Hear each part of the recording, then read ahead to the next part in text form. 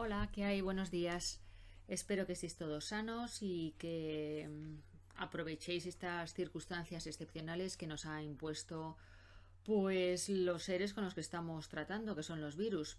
Hoy nos toca precisamente el tema 72, que son virus con ADN bicatenario, hasta aquí todo igual que hemos visto hasta ahora, pero estos tienen de diferente que no tienen envoltura. Por cierto, los 3 días de esta semana, las 3 clases, vamos a ver virus en envoltura. Hoy estos, mañana los parvovirus y el miércoles veremos los reovirus. Hoy tenemos el placer de encontrarnos con los adenovirus y los papilomavirus. Los poliomavirus los tocaremos. Esta diapositiva ya la tenemos bastante conocida. Ya sabéis que hemos visto los poxvirus, hemos visto los asfarvirus, es decir, el virus de la peste porcina africana, y los iridovirus, que todavía no los hemos llegado a ver. Y el otro día, el miércoles, veíamos los herpesvirus. Hoy nos toca ver los papovavirus, y los adenovirus. Primero los adenovirus, mañana los parvovirus y los circovirus, y el miércoles los reovirus y los virnavirus. Chicos, que vamos a empezar ya el miércoles con los virus ARN.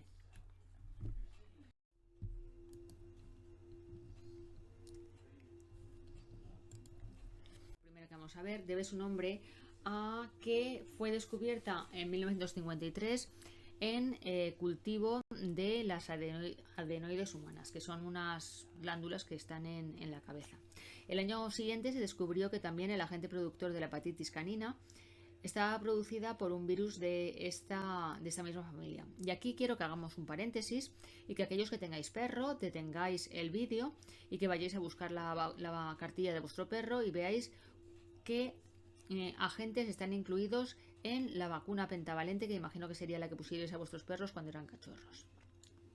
Bueno, es una familia bastante amplia, tiene muchos miembros que están distribuidos en los géneros que podéis ver aquí, de los cuales los que más nos importan son el género Mastadenovirus, que como bien sabéis Mast significa mamífero, el género Aviadenovirus, que infecta a las aves, y el género Atadenovirus, que infecta a reptiles, aves y mamíferos. Producen enfermedades sobre todo del tracto respiratorio superior, así como también gastroentéricas. Son agentes comunes en humanos de los resfriados. Los resfriados realmente, o cuando uno dice que tiene un catarro de origen vírico, pues son adenovirus o son coronavirus, y puede que en alguna ocasión pues sea ortomixovirus, es decir, el virus de la gripe. Algunos son oncogénicos y pueden producir tumores tanto in vitro como in vivo. In vivo pues en animales de experimentación, por ejemplo, como rata, ratón y cobaya. Y luego también pues en cultivo pues se ve que las células están desordenadas, desorganizadas, pero sin embargo no se ha llegado a asociar nunca en la naturaleza de forma normal, en un hospedador natural, el que se vayan a desarrollar tumores. Si este virus tiene importancia también es porque ha servido de modelo para estudiar muchas cosas, tiene un ritmo de replicación bastante rápido y un genoma que se le puede manipular con facilidad. Así que también a nivel un poco no de los problemas que puede producir, sino de cómo nos podemos aprovechar de él. Se ha empleado para terapia génica, se ha empleado también como virus oncolítico para tratar tumores, o sea que tiene bastantes aplicaciones.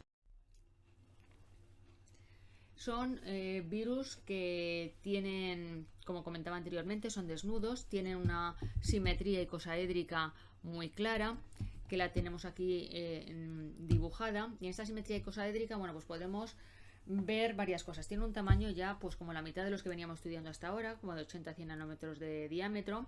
Y en la simetría icosaédrica, pues los vértices, al igual que mencionábamos el otro día para los herpesvirus, están ocupados por capsómeros de sección pentagonal y se llaman pentonas, y las caras por otros de sección hexagonal que se llaman exonas. Pues este virus, esta familia, tiene la característica única de que a partir de las pentonas surgen unas fibras que las podemos ver, se aprecian claramente en el microscopio, que en el caso de los virus de mamíferos son una única fibra, y los virus de aves son dos fibras, que son bastante largas, pueden tener hasta, 40-50 nanómetros de longitud, o sea que más o menos la mitad del virus en sí, y finalizan en un abultamiento que se llama pomo, bueno, que es por el que se van a ser reconocidas por los receptores en las células hospedadoras. Dentro, en el interior de la cápsida, que como veis tenemos aquí los datos del número de capsómeros, pues ahí está la nucleocápsida, que estaría rodeando, ahí esto me corre un poco mal, que estaría rodeando al genoma en sí. El genoma, pues como había dicho anteriormente, es ADN bicatenario, es lineal, a pesar de que se puede circularizar por este huequillo que tenemos por aquí. Es infeccioso por sí mismo, como decíamos el otro día para los herpes virus, es decir, que si cogemos este genoma y le quitamos todo lo que hay alrededor y lo dejamos exclusivamente en el ADN bicatenario y se lo metemos en una célula, al cabo de las horas, pues podemos apreciar que hay formación de partículas víricas. Aquí tenemos la estructura del genoma y podemos ver pues cosas como muy interesantes, creo yo.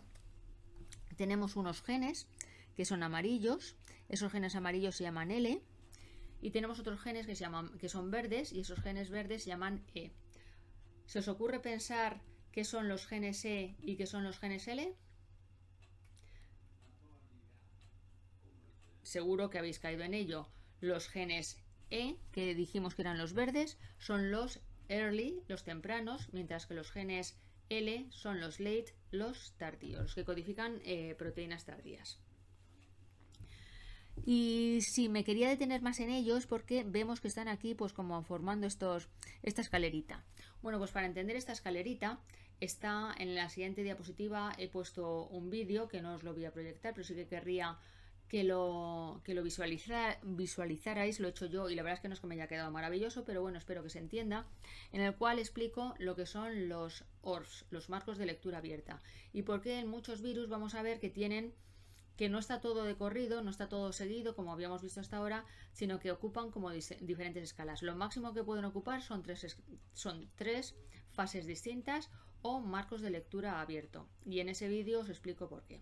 Bueno, pues no solamente puede ocurrir esto, sino que también en el vídeo menciono que en el caso de los adenovirus también no solamente se lee la hebra positiva, que en este caso sería la azul clarita, sino que también se lee la hebra negativa, que es la azul oscura. Es decir, que con un número bastante reducido de nucleótidos, que son 35, que no lo había dicho, 35 kilopares de bases, pues se puede aprovechar mucho la lectura. De forma que este genoma codifica alrededor de 40 proteínas distintas que son de todas las características o de todas las calidades que habíamos visto hasta ahora. Hay proteínas estructurales que van a formar pues las exonas, las pentonas, las fibras y todo esto, y las de la nucleocápsida obviamente.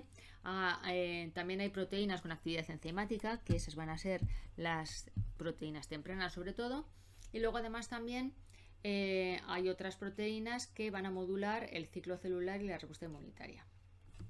Como no tiene envoltura, pues no hay lípidos, pero sorprendentemente sí que tiene hidratos de carbono, porque los pomos estos que os decía, estos pomos están formados por glicoproteínas. Si no, habitualmente los hidratos de carbono siempre están asociados a las glicoproteínas de la envoltura. Bueno, este es el vídeo que os decía. Es que si lo pongo, pues tarda mucho. Si os lo pongo ahora, tarda mucho en cargarse, y eso yo creo que es preferible que lo hagáis vosotros. Confío que se pueda ver en la presentación. Aquí tenemos algunos ejemplos dibujados, pero no solamente dibujados, sino también en la realidad. Bueno, esto no, ni siquiera es el que hay ahí arriba, para que veáis cómo, bueno, pues están aquí las fibras, son un poco lábiles, o sea que se separan fácilmente del virus, pero sobre todo con los tratamientos que se dan para hacer las fotos de microscopía electrónica, pero aquí están. Y luego, bueno, pues aquí también esto lo veremos mañana al hablar de los parvovirus, que los parvovirus son todavía mucho más pequeños que estos. Este sería un parvovirus, y hay veces que no tienen suficiente dotación genómica y necesitan asociarse con otros virus. Bueno, pues uno de los virus con los que se asocian habitualmente es con los adenovirus. Más ejemplos. Este tampoco es el de arriba, pero bueno, se ven claramente las fibras, y aquí tendríamos un adenovirus y de nuevo otros parvovirus, como os he dicho anteriormente. La replicación es muy sencilla, sobre todo comparada con la de los herpes virus que veíamos el miércoles. Como siempre, bueno, pues por aquí viene la partícula vírica y se encuentra con este receptor en la superficie de una célula hospedadora y se une a ella, penetra por endocitosis en una vesícula endocítica en la que baja el pH, y al bajar el pH se desintegra la cápside y eso libera el genoma, que son las bandas rojas. Aquí lo he puesto como si ocurriera en el citoplasma, pero realmente ocurre muy cerca del núcleo, de forma que el genoma del adenovirus es inyectado en el interior del núcleo y ahí ya comienza la auténtica replicación. ¿En qué consiste esta? Bueno, pues el primer paso consiste en que a partir del genoma que veíamos y que le tenemos aquí arriba, lo primero que se van a transcribir van a ser los ARN mensajeros tempranos, es decir, los correspondientes a todas las flechas verdes. Y esos ARN mensajeros tempranos en el núcleo, como decíamos otro día para los herpesvirus, no pintan nada, salen al citoplasma, buscan ribosomas y ahí son traducidos en proteínas. Proteínas, sobre todo, de las que van a modular la respuesta inmunitaria, es decir, que van a hacer que esta célula esté protegida frente a la inmunidad innata, en beneficio obviamente del virus, y también proteínas enzimáticas. Las proteínas enzimáticas vuelven de nuevo al núcleo y hacen que a partir del genoma original se transcriban, se polimericen. Bueno, perdón, no lo he mencionado, pero esto es con las enzimas celulares, o sea que la polimerización del ARN mensajero es gracias a la ARN polimerasa 2 celular. Pero bueno, una de estas enzimas es la ADN polimerasa, que hace que a partir del ADN original se sinteticen muchas copias de ADN idénticas al original. A partir de estas copias se van a transcribir nuevos genes, en concreto los genes L, todos estos que están aquí marcados en amarillo, y esos genes L, una vez transcritos en ARN mensajeros tardíos, también vuelven a salir al citoplasma, son de nuevo traducidos a proteínas tardías y esas proteínas tardías vuelven al núcleo, donde van a empezar a ensamblarse y al ensamblarse atrapan en su interior al genoma recién sintetizado. Otro minutillo para que penséis, bueno, minutillo por supuesto que no, unos segundos para que penséis de nuevo cómo se van a liberar estas partículas víricas. ¿Va a ser por gemación? No, no va a ser por gemación porque no tienen envoltura. Así que la forma que tienen de liberarse es que cuando ya hay muchas partículas víricas, la célula ya no aguanta más, revienta y las partículas se liberan por lisis celular. Aquí tenéis un vídeo que la verdad es que no lo he comprobado. Si veis algún defecto en algún vídeo, pues me lo decís y intento buscar otro similar que sí que esté activo. Bueno, aquí tenemos otra representación de cómo ocurre, tampoco le voy a dar mucha bolilla a esto. Entraría en la célula el virus, se desencapsidaría, el ADN penetraría en el núcleo, que es esto que tenemos aquí. Gracias a las enzimas celulares, la ARN polimerasa celular, a partir del ADN se van a transcribir ARN mensajeros tempranos que salen al citoplasma, que es la parte inferior de este diagrama, y ahí van a ser traducidos por los ribosomas en proteínas tempranas, que son enzimas víricas, las que vuelven de nuevo hacia el núcleo, y moduladores de la respuesta inmunitaria, moléculas o proteínas que van a impedir que la respuesta inmunitaria, sobre todo de tipo innata, el interferón y tal, pueda actuar en beneficio de la célula y eliminar al virus. Así que las proteínas, las enzimas víricas vuelven de nuevo al núcleo y en el núcleo hacen que se replique el ADN, se formen muchas copias de ADN nuevo y a partir de este ADN se va a producir la transcripción de los genes tardíos, también gracias a la ARN polimerasa 2, en ARN mensajeros tardíos que salen al citoplasma y son traducidos en proteínas tardías que son de carácter estructural. Estas proteínas estructurales vuelven de nuevo al núcleo, se van ensamblando y van atrapando al ADN en su interior. Esto produce cambios dramáticos, si lo podemos decir así, en las pobres células que están así infectadas.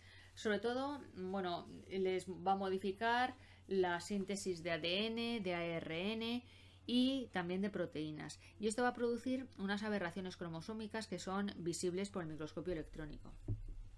Se va a producir marginación de la cromatina, que es esto que vemos aquí, y finalmente se va a condensar esa cromatina. Todos estos puntitos que vemos por aquí, no sé si, yo creo que sí que alcancéis a verlos, o que aquí estos puntitos negros corresponden a viriones. Finalmente, como habíamos dicho anteriormente, se van a liberar por lisis celular. Se puede observar, lo que pasa es que no creo que sea muy fácil, cuerpos de inclusión intranucleares que corresponden precisamente a los viriones recién sintetizados. En cuanto a las propiedades biológicas, el rango de hospedadores es restringido, o sea que habrá muchos virus, pero cada uno infecta a su especie y punto. Tienen tropismo sobre todo por células epiteliales del aparato digestivo o del aparato respiratorio y, como había dicho anteriormente, van a dar lugar a cuerpos de inclusión intranucleares. En cuanto a la patogenia, pues producen enfermedades eminentemente respiratorias. Ya os he dicho que son agentes los más habituales posiblemente, o uno de los más habituales de los catarros, y en los animales pasa lo mismo, como veremos a continuación. Y luego también van a producir enfermedad gastrointestinal. Algunos son oncógenos, que ya os lo he comentado también anteriormente, pero lo voy a repetir. Son oncógenos tanto en animales en cultivo celular, en los cuales pues se puede observar que que así como las células cuando crecen en cultivo habitualmente, esas fotos que os he enseñado en el tema de los métodos, están pues muy organizaditas y formando una monocapa. Sin embargo, cuando están infectadas por estos virus se amontonan unas sobre otras, hay sobrecrecimiento, están desorganizadas, en fin, que están muy raras. Y sin embargo no tienen viriones infecciosos, es decir, que es un tumor. Los virus comienzan el proceso y el proceso luego, una vez comenzado, se dispara solo. También producen tumores, como os había dicho anteriormente, en animales de experimentación, sobre todo rata, ratón y cobaya, y más que nada en los recién nacidos, porque los que son un poco más adultos eliminan el virus casi sin ningún tipo de dificultad. Pero nunca se ha observado que en su hospedador natural, como os había dicho antes, tengan un carácter oncógeno. Y luego pues algunos producen infecciones persistentes o latentes, pero tampoco es que tenga tanta importancia como en los herpesvirus, como veíamos el otro día. En cuanto a su estructura antigénica, hay un antígeno principal que está en las exonas, que recordad que eran las caras, las exonas estaban ocupando las caras de ese icosaedro. Entonces, eso está básicamente protegido por fibras y tal y cual, y se puede mantener este antígeno de forma muy conservada y por lo tanto de esa forma es específico de grupo. Pero sin embargo hay un antígeno secundario que se localiza en las pentonas, que las pentonas son mucho más accesibles, son los vértices, son las puntas de ese icosaedro, y al estar más accesible, pues está más sometido a la acción del sistema inmune y entonces pues muta con mayor facilidad, y es lo que diferencia unas especies de las otras. Espero que veáis la diferencia. Cuanto más conservado, pues está más compartido por los distintos virus y por lo tanto es específico de grupo, mientras que si está más expuesto, muta más y entonces es característico de las especies y no de los grupos. En cualquier caso, los antígenos pues son capaces de estimular una inmunidad sólida. Las propiedades físico-químicas, debería haberme esperado un poquito aquí también para pasaros a esta imagen, para que pensarais un poco qué es lo que pensabais de qué es lo que consideráis que es este virus, si es resistente o no resistente. Aquí ya lo tenemos visto, pero en cualquier caso, aunque me haya yo anticipado un poco, aún así todo, reflexionad sobre ello. Recordad que decíamos que los virus con envoltura son más lábiles que los virus desnudos, y estos son virus desnudos, por lo tanto son más resistentes, y son muy resistentes a casi todo: solventes orgánicos, como los que destruyen las grasas, porque no tienen grasas, no tienen lípidos, no tienen envoltura. O sea que son resistentes, pues eso, al éter, al cloroformo y todo eso. Y luego son resistentes además al tubo digestivo. Iremos viendo que casi todos los virus que son desnudos son resistentes en el tubo digestivo. Resisten a los ácidos biliares, el pH ácido del estómago, las enzimas proteolíticas, en fin, toda esa serie de cosas, pues los adenovirus son resistentes frente a ello. Son sensibles al calor y a los desinfectantes habituales. Y hasta la fecha pues no se ha identificado ningún antiviral que sea efectivo frente a ellos. No lo llegamos a decir en su día, pero los antivirales son difíciles de encontrar porque los virus comparten tantos mecanismos con las células que infectan, que es muy difícil encontrar una cosa que sea específica, que vaya en contra del virus, pero que no vaya en contra de la célula. Por eso es difícil diseñar antivirales. La transmisión se puede hacer bien de forma directa o indirecta. Indirecta porque al resistir todo, pues es fácil que haya una transmisión indirecta. Y luego, pues el virus es eliminado por las mucosas y las secreciones. Las mucosas y las secreciones respiratorias, por ejemplo, pero luego también, pues al infectar el aparato digestivo, pues se elimina con las heces y eso va a ir a infectar al siguiente animal. Si tenemos aquí este dibujo es porque un adenovirus, como decía al principio, es el agente causal de la hepatitis canina. Y aquí lo tenemos precisamente. Decíamos al principio que dentro de los adenovirus estaban clasificados me parece que eran 5 o 6 géneros distintos, pero en los que vamos a detenernos un poco más es el género mastadenovirus y el género aviadenovirus. Dentro del mastadenovirus exclusivamente veremos los mastadenovirus de los perros, que se abrevian como CAV, que es Canine Adenovirus 1 y Canine Adenovirus 2. El 1 es el que produce la hepatitis infecciosa canina. La hepatitis infecciosa canina es una enfermedad grave, muy grave de los perros, que les puede afectar en cualquier edad, pero es más común en los perros jóvenes. Solamente afecta a los cánidos, pero ahí también no solamente son los perros y los lobos, sino que también, por ejemplo, en los zorros, pues los zorros son muy susceptibles y les produce problemas graves, sobre todo porque puede acceder a nivel del sistema nervioso central y producirles encefalitis.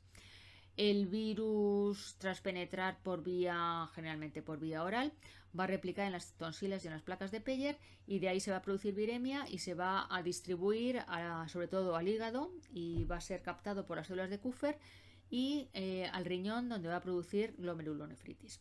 Un aspecto muy interesante de la hepatitis infecciosa canina es que se va a formar, aquí lo tenemos, el ojo azul, que vamos, yo creo que es bastante evidente en los perros que lo padecen. ¿Y por qué se forma esto? Bueno, pues porque por el mismo motivo por el que se va a dar la glomerulonefritis, porque el virus es reconocido por anticuerpos y entonces se van a formar complejos inmunitarios que van a depositarse en sitios estrechos, como por ejemplo el glomérulo renal o también incluso en los ojos. Y ahí se va a activar el complemento y con la activación del complemento se va a producir inflamación, de ahí la glomerulonefritis y también pues esta reacción característica de esta enfermedad que hace que el cristalino se vuelva opaco y la córnea de hecho se vuelve opaco. Bueno, pues la laringotraquitis infecciosa canina es uno de los agentes causales de la tos de las perreras, que es un síndrome multicausal que aparte de este virus, de este adenovirus, pues también está producida por los virus para influenza 2 y Bordetella bronquiséptica.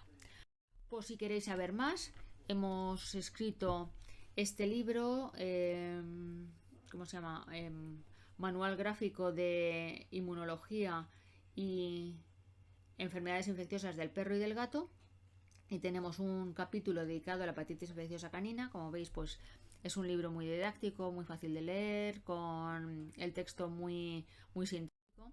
Y luego también pues tenemos este otro capítulo sobre la enfermedad respiratoria canina, incluyendo el adenovirus, que aquí le habéis reconocido inmediatamente porque tiene esas fibras, que es el único virus que las tiene.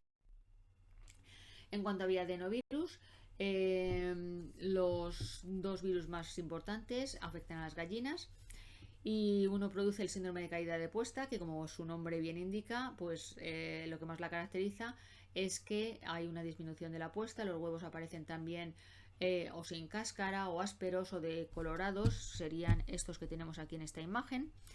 Y también la otra enfermedad de importancia es la hepatitis de cuerpos de inclusión. Y bueno, pues con esto finalizamos la familia Adenoviridae, pero nos quedaba otras dos familias que son la Papilomaviridae y la Poliomaviridae. La familia Papilomaviridae seguro que la conocéis porque es la que forma los papilomas. Los papilomas son verrugas que pueden ser tanto benignas como malignas. De hecho, como veis, pues las dos familias tienen en su nombre, incluyen el término oma, que ya sabéis que siempre está relacionado con tumor. No solamente, por tanto, no solamente es un problema estético, que hay varias especies que pueden desarrollar papilomas, por ejemplo en los perros o en los caballos. En las aves también pueden desarrollar papilomas de importancia. Entonces no solamente es un problema estético, sino que puede degenerar también en tumores y eso tener pues consecuencias mucho más graves. En la especie humana ya sabéis que los papilomavirus son los que producen pues un número considerable de cánceres, sobre todo de cuello de útero. Afortunadamente hay una vacuna que supongo que muchas de vosotras habréis recibido, y también produce cáncer de laringe y de faringe. Son virus todavía más pequeños que los anteriores.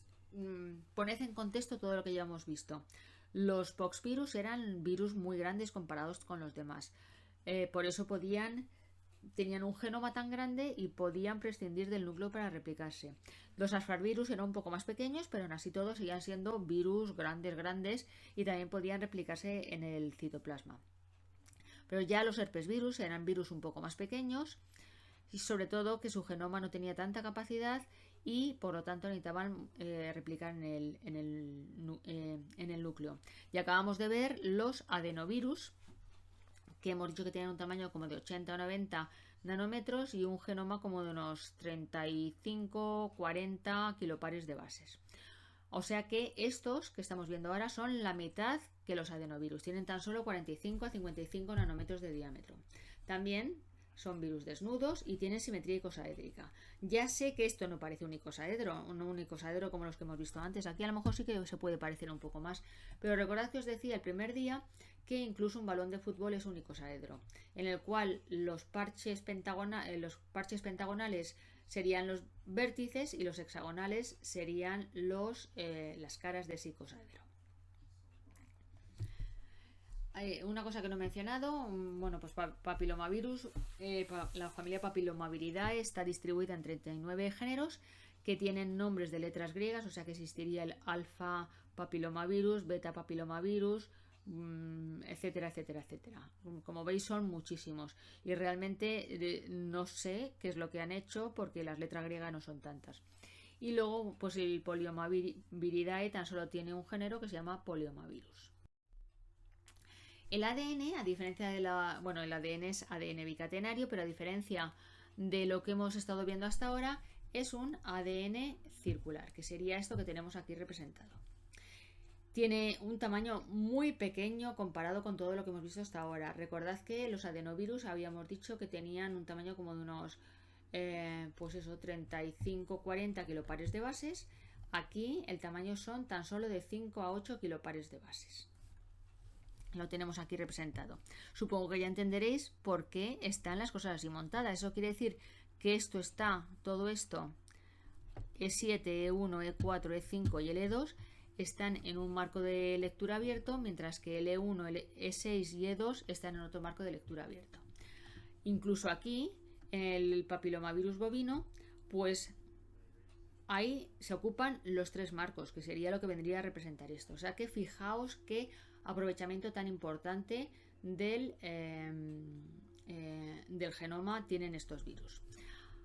Hay una región que se llama región larga de control y luego pues a partir de ahí, que es donde se empieza a transcribir, pues la primera parte está ocupada por estos genes que son de color azul y todos son E, que ya sabéis que van a significar early o tempranos, mientras que el resto son genes L, que son late o tardíos.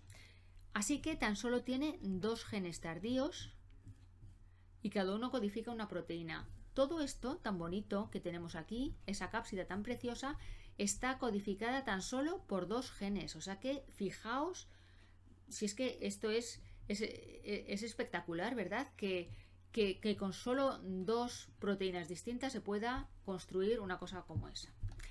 El caso es que este genoma de 5-8 kilopares de bases codifica de 6 a 10 polipéptidos, 2 son estructurales, que son los tardíos, el E1 y el E2, lo que os decía anteriormente, y el resto pues son las enzimas, que son early, mira qué bien, también coincide con E de enzima, que van desde la E1 hasta la E8, dependiendo también del virus del que se trate.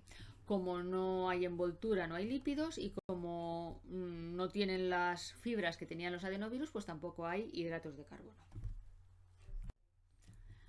Otras representaciones del genoma, en este caso de Polyomaviridae, pues aquí también vemos cómo se aprovechan los 3 marcos de lectura abierta.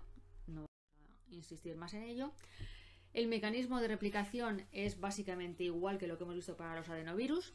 Primero se transcribirían los genes tempranos, que recordad que eran aquellos que aquí es que lo he puesto en estirado porque si no iba a ser muy complicado, que son los que estaban en azul, y mirad, aquí también he indicado los marcos de lectura correspondientes, el marco 1, el marco 2 y el marco 3. Recordad que os he dicho que no pueden ocupar más de 3 marcos.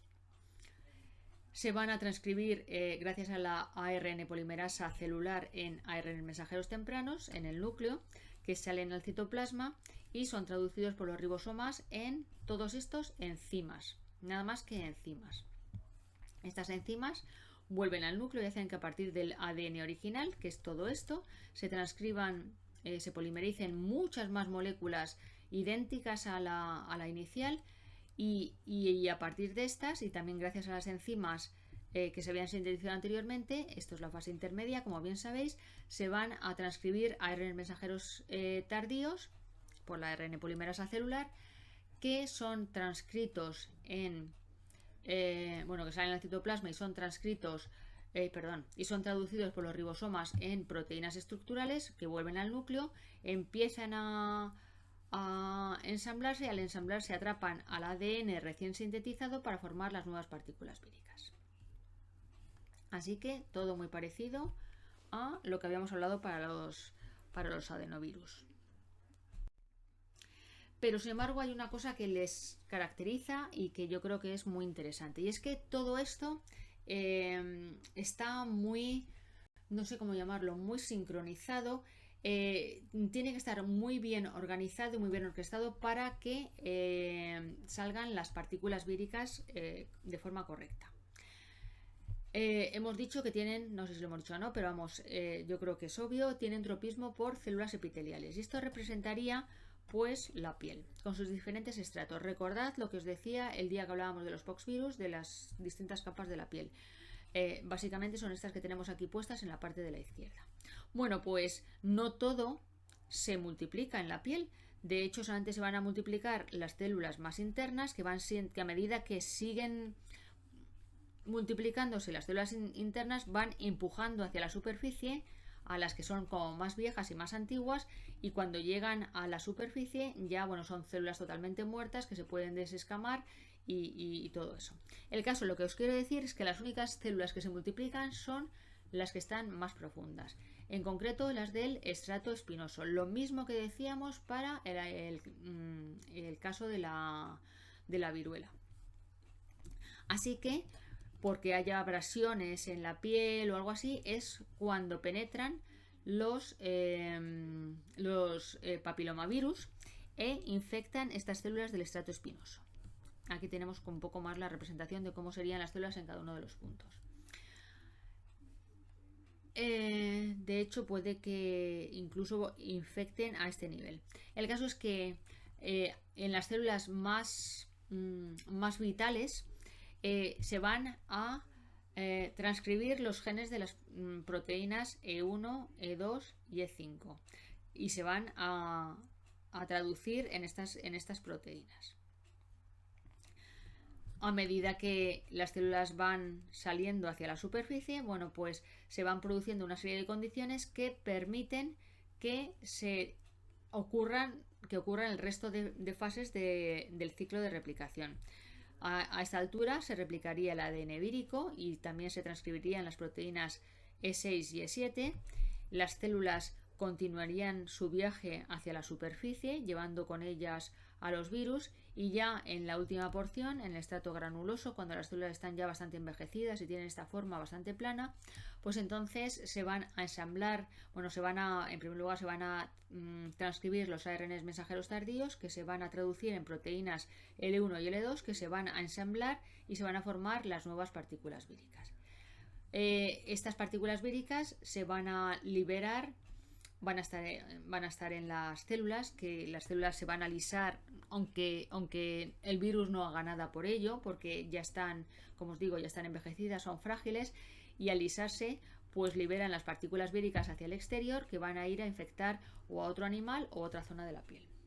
Los que tenéis la mala suerte de tener verrugas, que es lo que me pasa a mí, bueno, pues sabéis lo dificilísimo que es eliminar este tipo de lesiones, y que hace falta, bueno, pues hay unas sustancias que venden en las farmacias con unos pincelitos, pero madre mía, o te las quita el dermatólogo con frío, o es casi imposible. Así que estos son muy resistentes. Lo que nos pone precisamente aquí, son extremadamente resistentes. Como habíamos visto, replican las células epiteliales. Y los viriones, las partículas víricas, solamente se van a producir en las células terminales. Esto de aquí es donde he sacado el dibujo anterior, obviamente. Así que solamente cuando los virus llegan aquí es cuando se van a producir las partículas víricas. La transmisión va a ser horizontal, es decir, no atraviesan la placenta ni nada por el estilo. Y puede ser o bien directa o bien indirecta.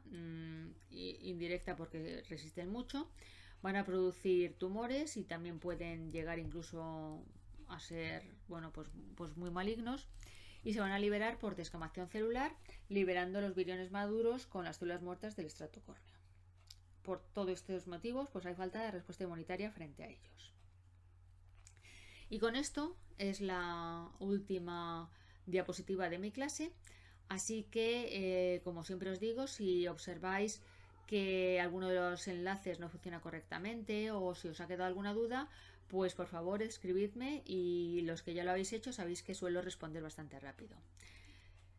Manteneos sanos y nos vemos mañana hablando de parvovirus.